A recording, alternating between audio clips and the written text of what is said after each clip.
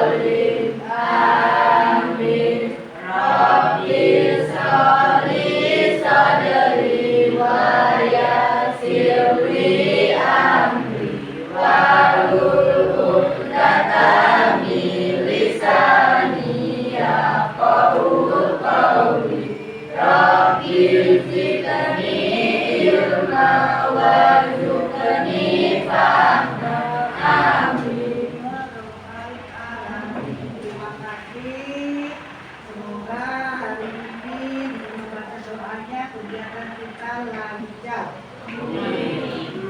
Anak-anak, ibu mau bertanya, apa kabar kalian pagi ini? Alhamdulillah, luar biasa sehat, alhamdulillah. Ibu mau tanya lagi, kira-kira temanmu siapa yang tidak hadir? Siapa? Siapa nama? Fadila. Siapa lagi? Adriano. Ibu absen dulu nak ya. Ibu absen dulu. Aldo. Arya. Bayu. Alvino. Cesa. Hari. M. Febria. Maharani. M. Aliudin. Afifah. Riko. Siapa? Winsa. Siapa yang belum dipanggil? Sudah dipanggil semua ya? Ya, terima kasih. Nah, anak-anak semua, masih ingat nggak minggu kemarin kita belajar tentang apa? Kan kedisiplinan. Apa kedisiplinan itu? Siapa?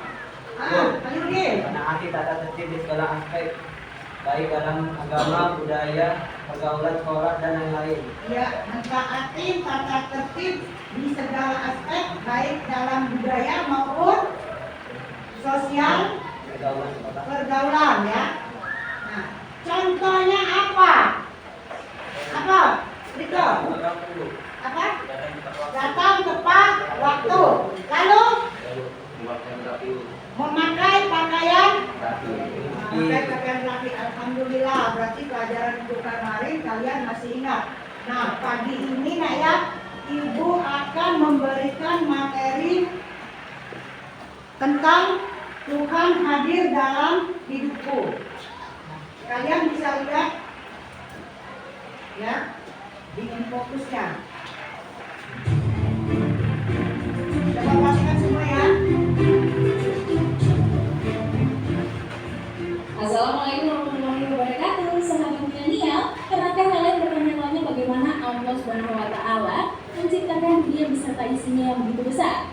Bagaimana alam semesta semuanya terbentuk hingga sampai sekarang masih terus berkembang dan selalu menciptakan pertanyaan-pertanyaan yang menggambarkan betapa Allah Subhanahu wa Ta'ala adalah zat yang maha besar. Muslim milenial episode kali ini akan membahas mengenai proses diciptakannya alam semesta beserta isinya ditinjau dari Al-Quran dan ilmu pengetahuan dengan harapan keberadaan Al-Quran sebagai mukjizat yang dapat meningkatkan keimanan kita ya sahabat milenial. Tapi sebelum kita melanjutkan pembahasan tersebut, jangan lupa untuk klik like, comment, share, dan subscribe MOP channel untuk selalu update tentang semua hal. Nah, ya, materi kita tentang Tuhan hadir dalam memimpin pelajaran tersebut, Ibu akan mengadakan ice breaking. Ya, ice breakingnya itu tentang petunjuknya kalian menempatin satu tempat duduk ya yang ditunjuk sebagai kriteria tersebut. Di akhir permainan ada satu orang yang tidak duduk. Ya, siapa yang mulai dari siapa? Dari Ayudin ya. Nah, taruh sini dulu. Letakkan di sini dulu ya. Nah, diri. Ya, petunjuknya kalau ibu bilang angin bertiup, maka kalian menjawab bertiup kemana bu? Ya, nah, mulai ya. Angin bertiup, bertiup kepada orang yang tidak sholat subuh.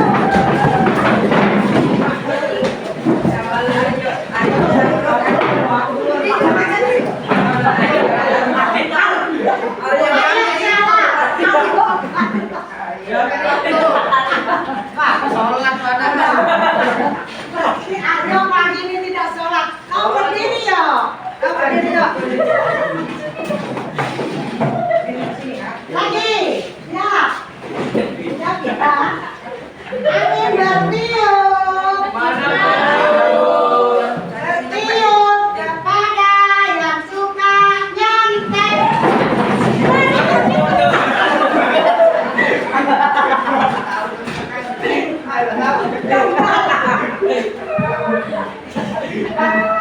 Ulang lagi ya. Angin bertiup. Bertiup kepada orang yang pernah ranking 1.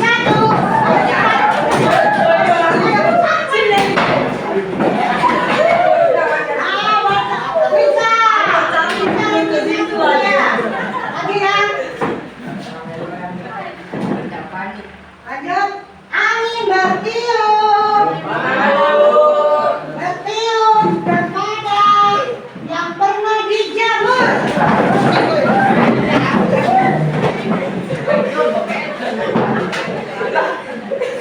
Siapa ya? Yang pernah dijemur karena tidak mengerjakan tugas ya?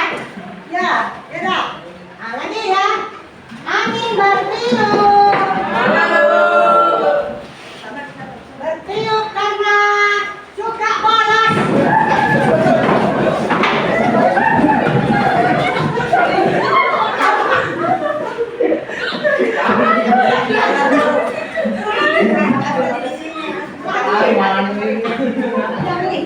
Angin bertiup. Bertiup ke tempat yang pernah nangis.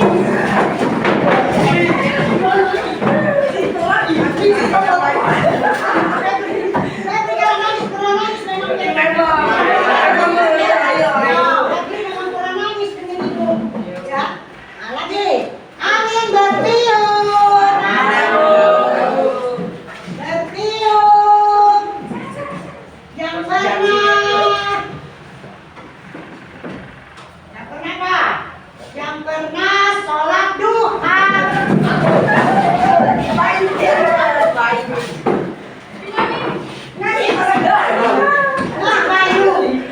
Bayu ya.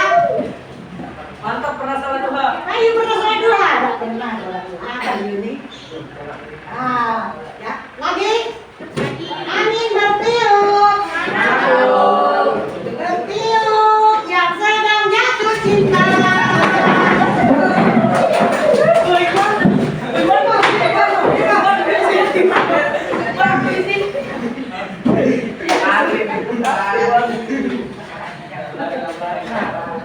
Ya sudah, terakhir ya, sudah.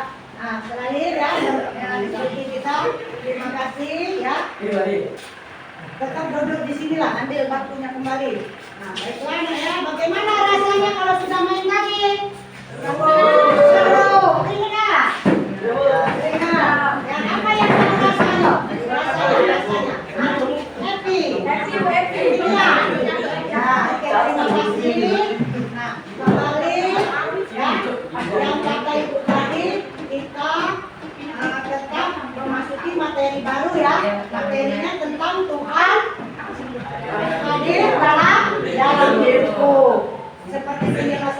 ya. Sekarang tadi kan sudah dijelaskan lagi, kalian lihat sini fokus ya.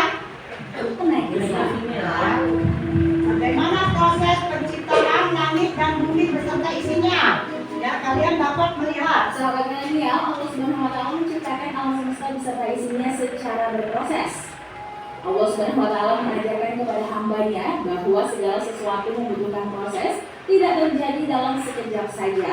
Walaupun hanya Allah Subhanahu wa Ta'ala yang tahu betapa kuasanya sebenarnya dapat membuat semua hal dalam sekejap, hanya dengan mengatakan kun fayakun, maka semua akan terjadi. Wallahu a'lam. Sahabat milenial, sesungguhnya Allah telah menceritakan segala proses penciptaan alam semesta secara gamblang kepada setiap hambanya yang beriman. Yang perlu kita tafakuri lagi adalah bahwa Al-Quran menjelaskan semua itu sebelum ilmu pengetahuan dan teknologi dapat mencapainya pada masa tersebut. Subhanallah. Dan manusia dengan rasa keingintahuan yang tinggi mulai berlomba-lomba mencari tahu hakikat pada saat terciptanya alam semesta ini. Rasa keingintahuan serta ketakjuban manusia terhadap benda-benda langit dan alam semesta telah melahirkan beragam teori pemikiran. Mereka berpikir bagaimana alam semesta ini dapat terbentuk, bagaimana dimensi ruang dan waktu tiba-tiba terjadi, serta berpikir bagaimana terjadinya kehidupan. Semua ilmu pengetahuan sains yang diciptakan berdasarkan sudut pandang manusia dibuat agar manusia dapat dengan mudah menerima dan memahami bagaimana kehidupan berjalan. Namun banyak dari teori-teori tersebut tidak dapat diterima dan harus ditolak karena tidak dapat dibuktikan. Itu semua terjadi karena ilmu sains tersebut hanya terpaku sebatas akal sehat manusia saja, ya sahabat milenial. Hal yang perlu kita ingat adalah ilmu jika tidak dilandasi dengan iman, maka suatu saat akan runtuh.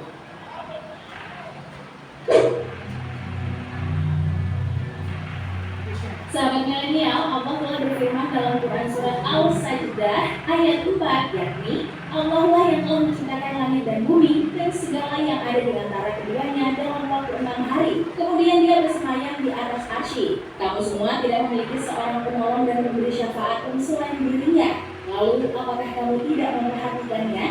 Dalam ayat ini menerangkan bahwa Allah Subhanahu wa Ta'ala lah yang telah menurunkan Al-Quran kepada Nabi Muhammad SAW untuk menunjukkan bahwa Allah Subhanahu wa Ta'ala adalah Tuhan pencipta langit dan bumi dan segala sesuatu yang ada di antara keduanya diproses dalam 6 masa.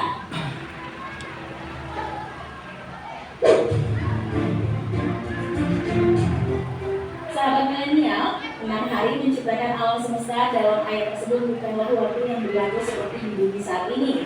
Sebab pada saat itu, belum ada bumi yang mengelilingi matahari. Begitupun dengan kesepakatan bahwa waktu 1 hari sama dengan 24 jam.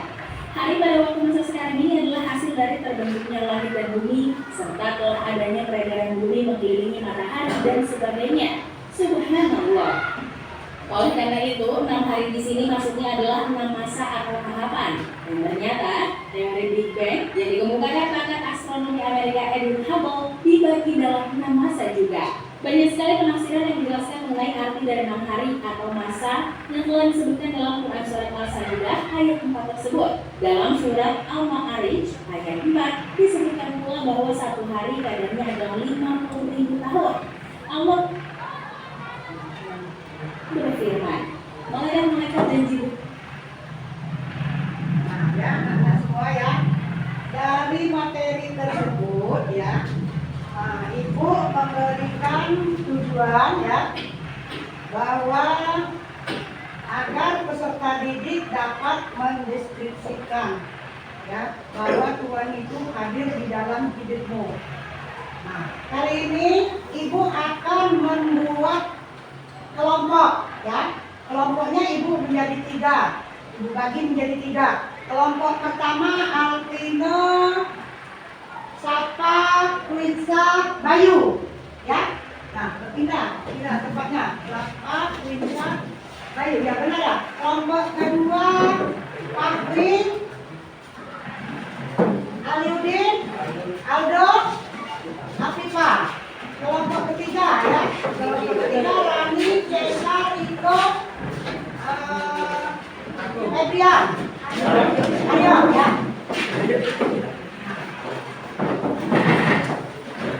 Caranya di kelompok ini ya, pada materi ini Ibu menggunakan teknik brainstorming ya, yaitu setiap kelompok ya memberikan pendapat dan ide ya.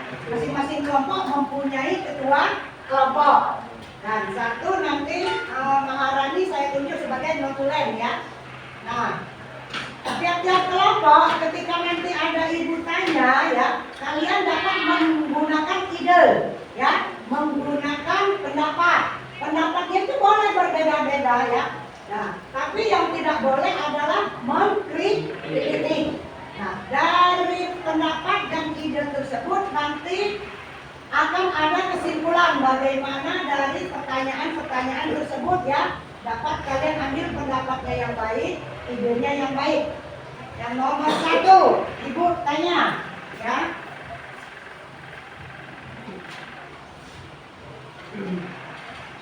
Nah, nomor 1, pertanyaannya sekarang ya.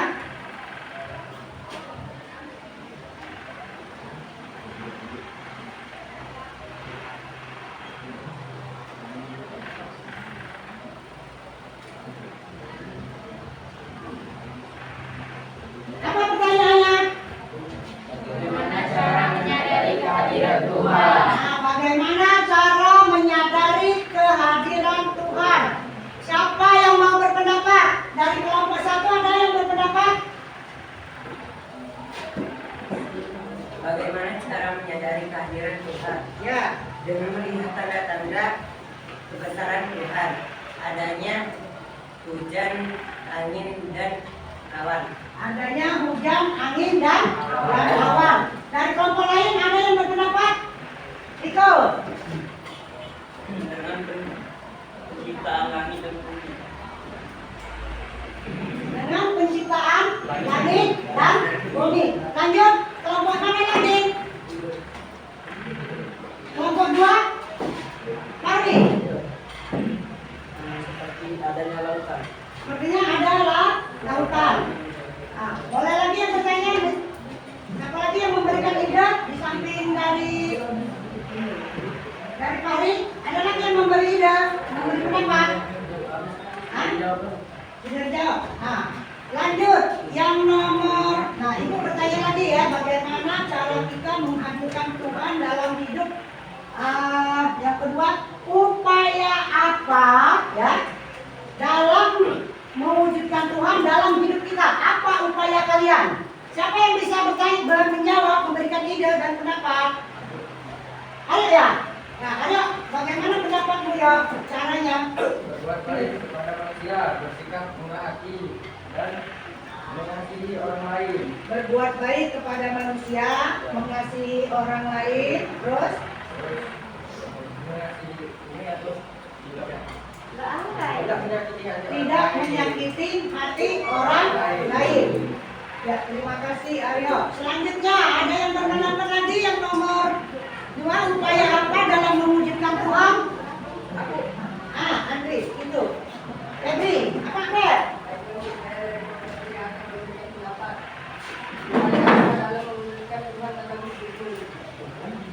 Tidak memaafkan, tidak menyakiti orang lain, berhentilah menghukum orang lain. Mudah memaafkan, terus tidak menyakiti dan berhentilah menghakimi orang lain.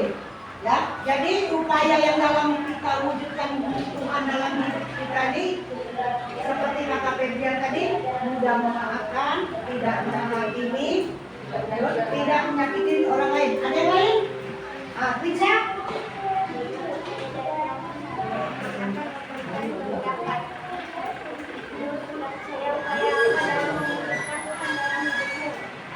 Menciptakan suasana dalam rumah dengan damai, selalu menjalankan perintah Allah baik dalam semua maupun susah.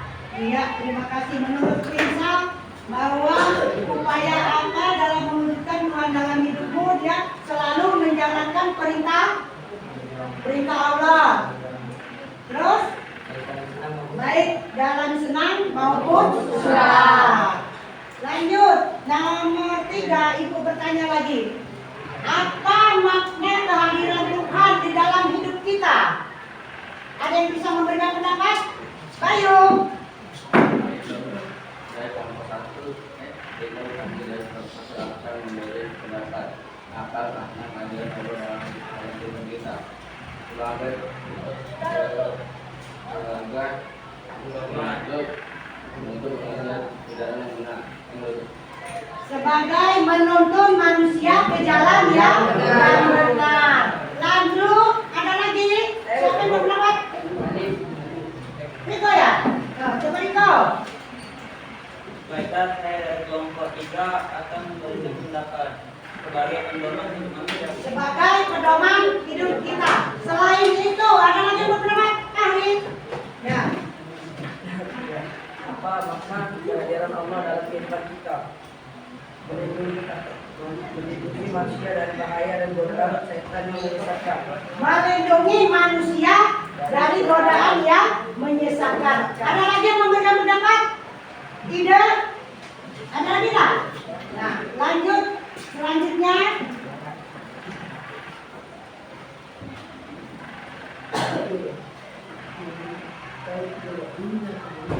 Yang nomor 4 ya. Ketika kalian berpikir tentang Allah, apa yang langsung kalian pikirkan terhadap hidupmu? Apa? Rani? Perilaku saya dari kelompok 3 akan memberikan pendapat. Ketika berpikir tentang Allah, hal yang langsung terlintas di pikiranmu. Semua yang kita alami disebabkan kuasa Tuhan, dengan demikian kebesaran, kegagalan serahkan pada Tuhan. Ya, benar. Selanjutnya ada lagi? Ada lagi tak? Bisa. Lalu saya dari kelompok 3 akan memberikan pendapat. Ketika berpikir tentang Allah, hal apa yang langsung terlintas di pikiranmu? Setiap manusia yang dilahirkan dengan berbagai kelebihan dan kekurangan. Ketidakadilan yang kita rasakan disebabkan kita tidak bersyukur atas pemberian Tuhan. Jadi Tuhan itu apa? Adil. Lanjut, yang lainnya ada? Ada. Ketika berpikir tentang Allah. Yang terlintas di pikiranmu. Kesempurnaan unsur manusia dalam bentuk yang sebaik-baiknya. Kesempurnaan manusia dalam bentuk yang sebaik-baiknya. Jika manusia lahir tidak sempurna itu bagaimana? Misalnya dalam bentuk yang tidak sama dengan kita, ya. Kalau kita kan maha sempurna, punya 2 kaki, punya 2 tangan, 2 mata, 2 telinga. Nah, kalau manusia tidak mempunyai salah satunya, maka manusia tersebut tidak sempurna, ya. Sama yang disebutkan dengan paling tadi katanya cacat. Maka kita sebagai manusia harus bersyukur. Lanjut. Mana lagi? Siapa lagi nak? Ya. Nomor. Ada lagi? Ani terus. Siapa lagi? Ya. Ali udah ya. Mau memberikan pendapat? Sudah. Siapa lagi? Dari kelompok ini sudah? Dari kelompok mana? Dari kelompok Spino? Sampai ya? Sudah. Nomor berapa lagi? Nomor 5. Nomor 5. Dalam beribadah, kadang-kadang kita sering kesulitan melakukannya. Mengapa hal itu bisa terjadi? Siapa? Apa? Karena kurangnya motivasi atau keinginan untuk beribadah. Karena kurangnya motivasi atau keinginan untuk beribadah. Siapa yang dapat memberikan contoh?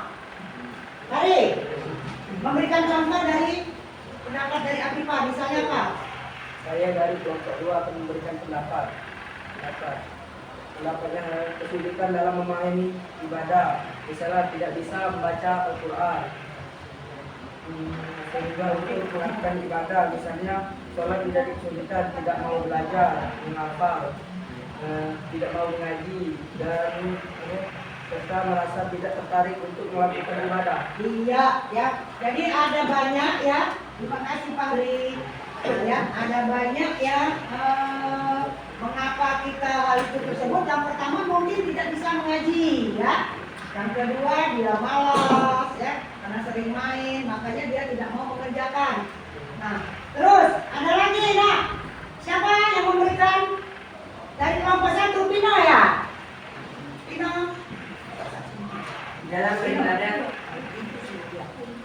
Dalam beribadah pada Allah kadang-kadang kita sering kesulitan untuk melakukannya. Mengapa hal ini terjadi? Kesulitan dalam memahami ibadah, misalnya tidak bisa membaca Al-Quran, sehingga untuk melakukan ibadah misalnya sholat menjadi kesulitan. Tidak mau belajar menghafal ayat-ayat untuk tata cara sholat dan lain-lain. Ya, terima kasih. Lalu ada yang pertanyaan yang selanjutnya, ya, bagaimana menyadari kehadiran Allah? Nah, Febri.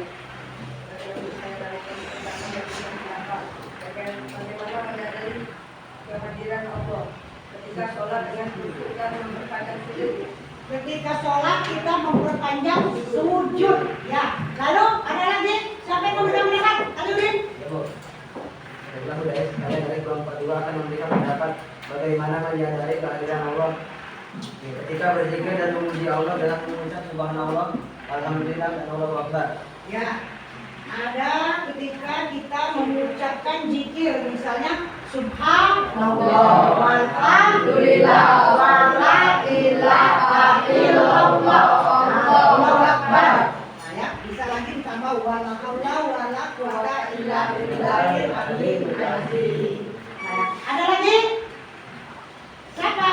Terima kasih ya, Alidin. Menurut pendapat saya, dengan mengikuti pengajian agama dan belajar memperdalam pengetahuan tentang agama dalam hal ini agama Islam. Ya, dapat mengikuti pengajian ya, Nak, ya.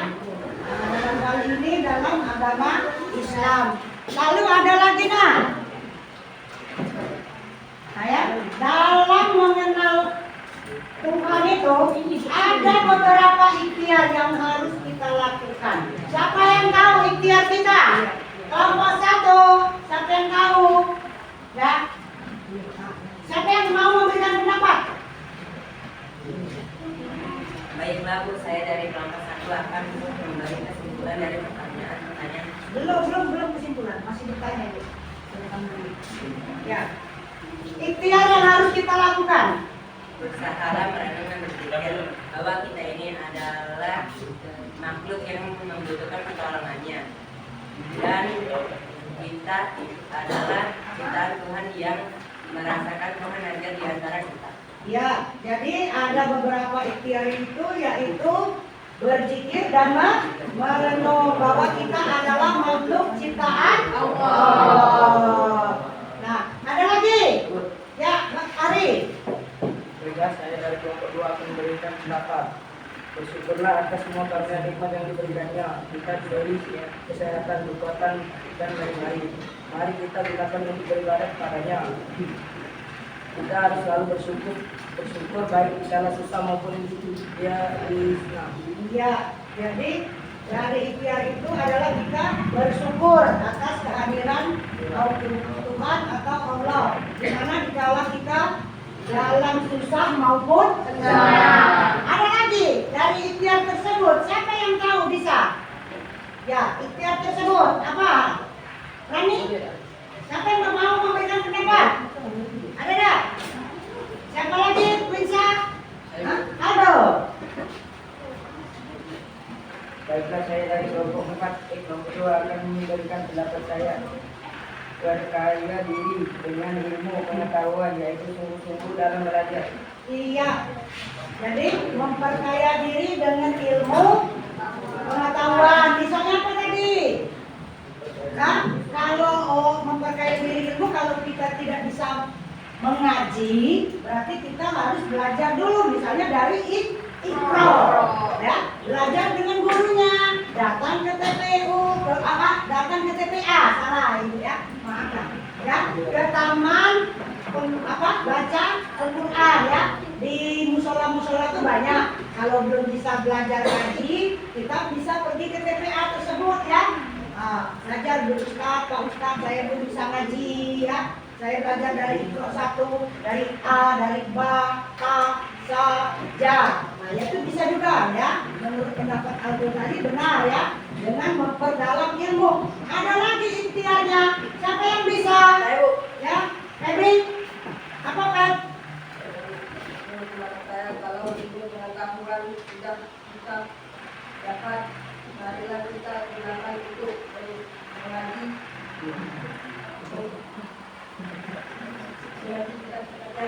Agar ibadah kita lebih mantap. Oh ya. Ada lagi menurut Febri yang tadi ya. Mengkaji kitab-kitabnya agar ibadah kita lebih mantap. Misalnya kalau kita mengaji itu ya, belajar membaca apa? Al-Qur'annya itu kan ada harkatnya berapa, ada dengungnya apa ya.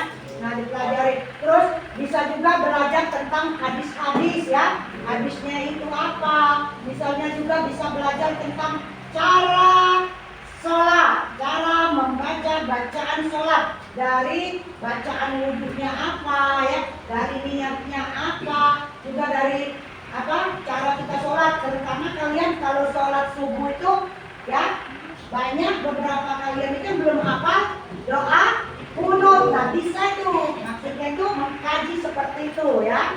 Jadi ya. Nah, lanjut, ada lagi enggak dari ikhtiar tersebut?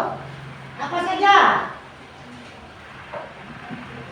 Nah, lanjut, ada di samping itu ya, tentang kita berikhtiar, ada tanda-tanda kebesaran Tuhan. Siapa yang tahu bagaimana tanda-tanda kebesaran Tuhan? Kelompok mana? Aryo. Baiklah, saya dari kelompok 3 akan memberi pendapat. Berusaha mengenal tanda-tanda kebesaran Allah atau ciptaan Tuhan di antaranya. A. Penciptaan langit. Langit merupakan ciptaan Allah yang sangat indah. Setiap manusia yang kita memperhatikan langit, baik di malam hari maupun di siang hari, pasti akan merasa ketakjuban luar biasa. B. Penciptaan bumi. Bumi dan segala kebesaran.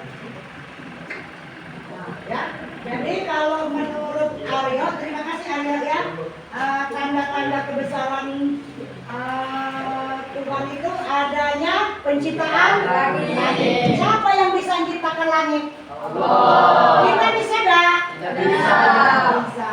Setiap hari kita melihat langit, pagi maupun siang, bagaimana indahnya. Kalau pagi sampai sore kita bisa melihat matahari. Kalau malam kita bisa melihat apa? Bulan dan bintang. Nah ya, jadi kita bersyukur sekali ya adanya tanda-tanda kebesaran Tuhan ini dengan penciptaan langit. Ya, bersyukur. Kalau kita tidak sehat, tidak bisa kita lihat langit. Ya, tidak bisa. Nah, ada lagi enggak? Dari syukur tersebut, bagaimana lagi? Bagaimana tanda-tanda kebesaran Tuhan? Siapa lagi? Ayo. Ya, siapa yang mau memberikan? Berikan. Nah, apa Pak? Menciptakan bumi. Bumi dan segala keindahan ini sangat kaya dan dari Allah yang begitu luar biasa. Bahkan hingga saat ini manusia belum mampu mengungkapkan semua takdir misteri di bumi. Iya, terima kasih Apipa. Jadi menurut Apipa bahwa tanda-tanda kebesaran Allah itu penciptaan bumi, bahwa buminya apa? Adanya gunung, ada lautan, ya kan? Ada apa? Ada pohon, ada tumbuhan, ada hewan. Bisa nggak kita menciptakan hewan? Tidak bisa. Bisa, tapi kita bisa memelihara ya. Bisa nggak menciptakan laut? Tidak bisa. Bisa nggak kita menciptakan gunung? Tidak bisa. Nah, sudah ya. Nah, kalau begitu sudah akhir dari ini. Sekarang Ibu berikan kesimpulan. Siapa? Dari siapa? Rani ya, kesimpulan dari semuanya ya. Baiklah Bu, saya akan menyimpulkan Tuhan selalu ada di dalam hidup kita. Ada beberapa hal yang bisa kita lakukan agar dapat mengenal lebih dekat dengan Tuhan kita, yaitu bersalah, beriman, dan berzikir. Bersyukurlah atas semua karunia nikmat yang diberikannya. Perkaya diri kita dengan ilmu pengetahuan, yaitu sendiri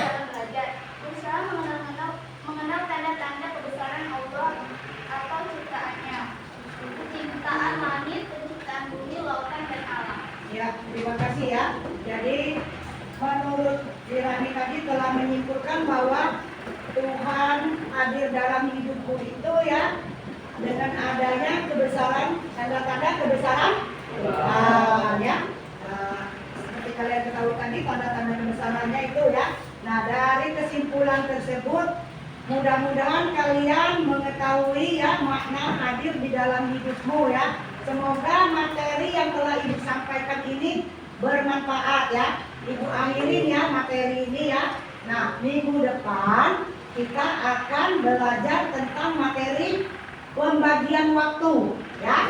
Paham ya?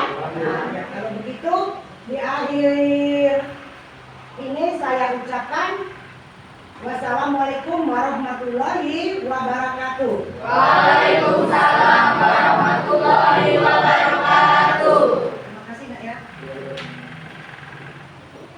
Udah Bu, udah berakhir Bu.